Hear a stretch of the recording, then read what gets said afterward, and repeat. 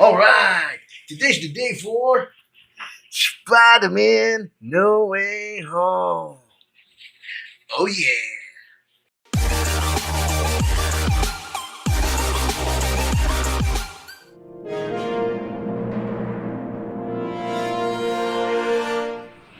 We've been waiting for this since December, pero dahil nga sa Metro Manila Film Festival, inabutan tuloy ng January. But anyway, it's here and we're excited. And I'll be watching with fellow dad nerds, brother Paul, McCoy, and Pastor Tantine. And we're gonna enjoy this very highly anticipated movie.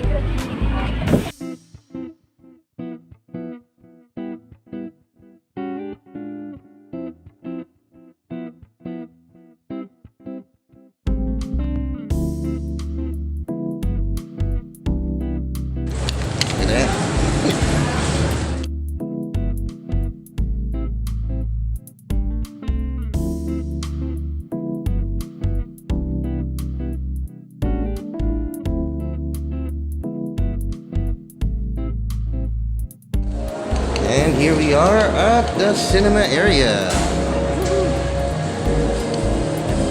And andun yung mga kasama natin.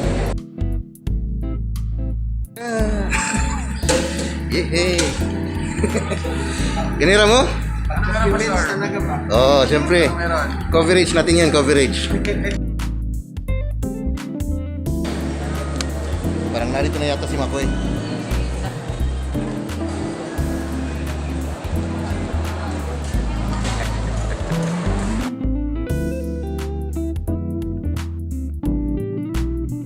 Sige, bago tayo pumasok, matanong ko ba itong grupo na ito? Kayo ba'y fan ng Spider-Man talaga? Yes. Talaga? As in, from the comics or cinematic universe? Yung si Big Soto? Ha?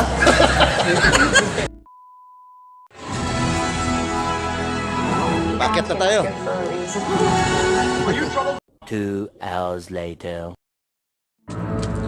So natapos na namin ang mid-credit scene. So mga guys, anong masasabi nyo sa ating kuwan? Manonood, okay ba? Okay. Hindi tayo malinaw pero okay, paswerte. But really enjoyed the movie. The best. Woo! It did not disappoint. Nice. So finally natapos na namin yung movie. Nice kayo, nice. Woo! Tama. There you go. You know? So ano sasabi nyo guys? The best ba the best? Yes, the best. Alright, so sa susunod, sama-sama pa rin. Tup. Oh, secret, walang spoilers. Alright, we're back home and finally we have seen Spider-Man No Way Home. Yes, it was a very nice movie. I regret nothing of seeing it. Totally worth it. So I would like to thank again the presence of Brother Paul, McCoy, and Mr. Tantine for accompanying me to see that much anticipated ng film. Karon, I would like to share my insights or my thoughts regarding the movie. Was my expectations met? Yes, and much more. Everybody already knew that Tobey Maguire and Andrew Garfield will be in the film, no? Although everyone in the studio tried to deny their participation, but everybody already knew. But even though I know that fact, it didn't ruin the movie for me at all.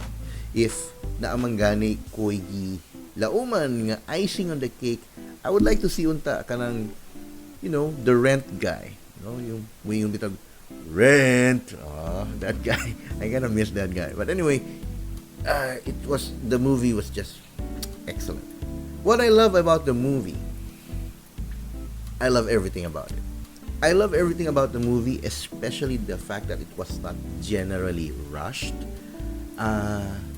It really took the time to develop the character and to just share the story properly, na hindi minamadali. Is there any need for improvements? As I have said earlier, it was generally not rushed.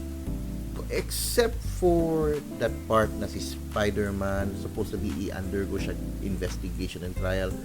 Siguro yung part na yun medyo minadali yun. But I guess they need to focus on Peter Parker's struggle on public opinion rather than focus on the courtroom, no?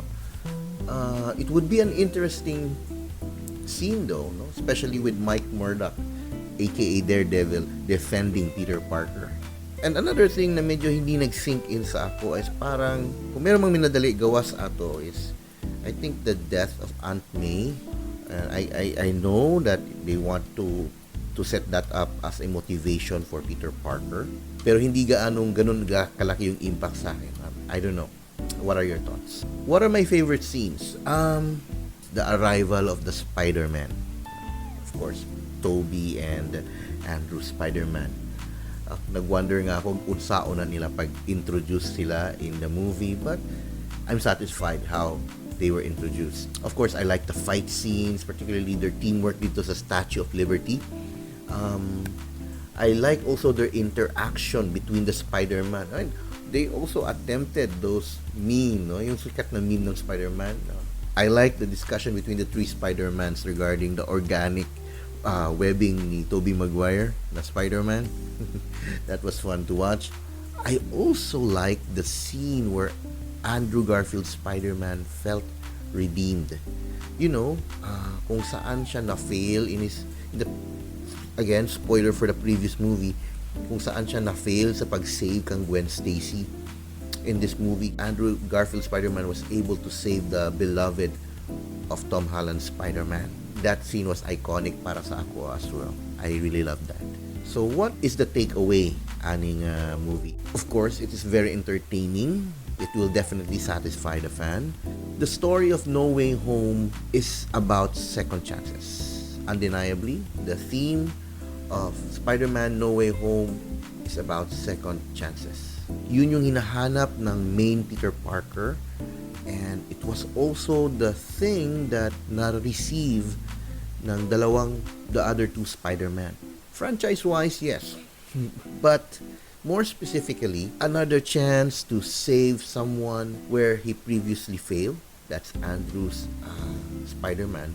And also another chance to prevent a Spider-Man from committing a horrible mistake. A mistake of being controlled by rage and vengeance. That is, of course, the Spider-Man of Tobey.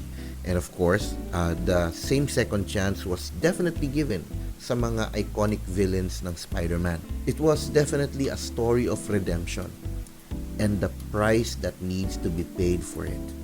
In Spider-Man's attempt to cure the villains, it cost him the very life of his Aunt May. For the goal of setting things right, Peter Parker finally yielded to the only payment, that is his identity being totally and completely forgotten by everyone, including the people that mattered to him the most. And you know what? This scene actually is consistent with the message of the Gospels. When everyone has condemned us and concluded that we are hopeless, God graces us with another chance.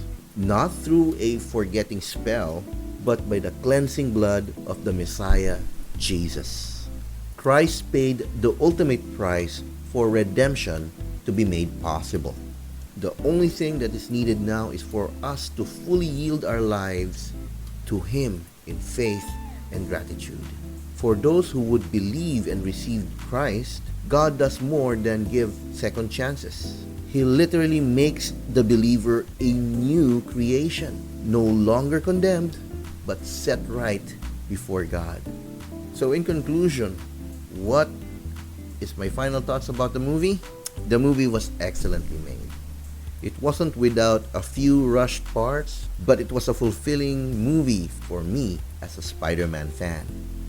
So there you have it. I hope you like this film review. If you want me to make more of these, please do subscribe and like this video.